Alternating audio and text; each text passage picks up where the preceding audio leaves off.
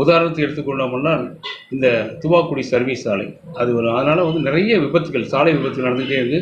10 வருடத்துக்கு மேலாக இந்த கோரிக்கை வந்து எந்த ஒரு கட்சியினாலும் எந்த ஒரு ஆட்சியினாலும் வந்து இதுவரையில் நிறைவேற்றப்படாமல் இருக்கின்றது. அதை நிறைவேற்ற பாடுபடுவேன். அடுத்து வந்து திருச்சி வந்து மத்திய பகுதி அனைத்து வித நகரங்களுக்கும் சென்னையிலிருந்து கன்னியாகுமரி வரை செல்ல வேண்டும் என்றால் திருச்சி வழியாக தான் அவங்க செல்ல வேண்டும். இதனால் வந்து போக்குவரத்துக்கு வந்து இடையூறு இருக்கின்றது, நெருக்கடி இருக்கின்றது.